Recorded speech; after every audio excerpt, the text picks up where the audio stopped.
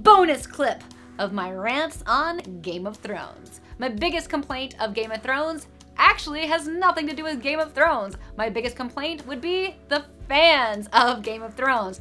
I have complained, yes, raise your hand if you've complained about an episode of Game of Thrones. My least favorite episode of Game of Thrones was by far season 8, episode 3, I think it was, the big battle with the Night King. I just felt like that was like a terrible episode, and I feel like the whole fandom kind of like violently just derailed after that episode. But after seeing the ending, the finale, honestly, I'm a lot less irritated with the episode.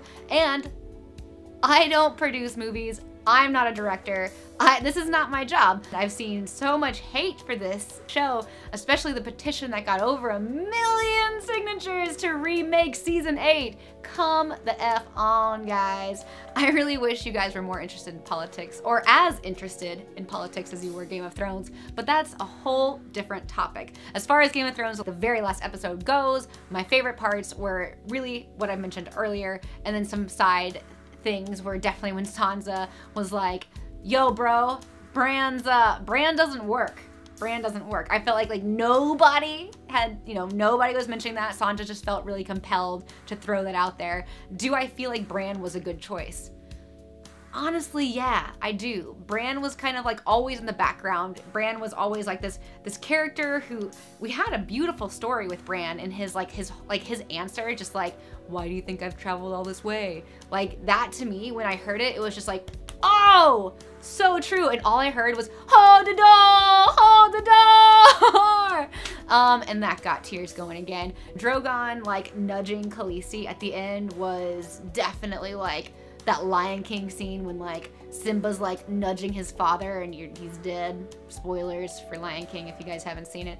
But I feel like that part made me definitely cry. And then when you see the Iron Throne melt and the symbolism to show like that power really does destroy so much and it corrupts people in just an insane way. I feel like that was like a beautiful effing ending to who gets the Iron Throne? No one, which I loved. So honestly, you guys can hate on the show all you want. Some people have gone as far as, I wasted the last 8 to 10 years of my life. If you've wasted the last 8 to 10 years of your life from watching a TV show, you gotta have more to do in your life. Like that is just absolutely absurd to say. And it's totally disrespectful for these actors who, which by the way, you've supported those 8 years and loved, don't lie, everyone's loved someone from Game of Thrones at one point in time.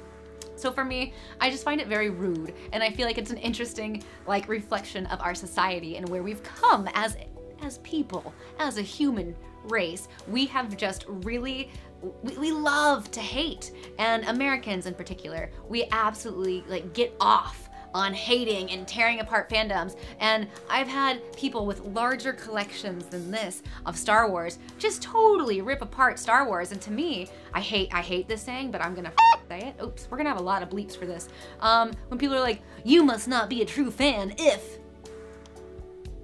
No, that's annoying. When people say that, it makes me want to like shake them violently, because you have no idea what or why I am a fan. Everyone's a fan for very different reasons. I guarantee you, my love for Star Wars is nothing like your love for Star Wars. My love for Game of Thrones is clearly nothing like your love for Game of Thrones. So don't pull that card. So the whole speech, I'm ranting now and I'll wrap it up, but the whole point of this is be a respectful fan.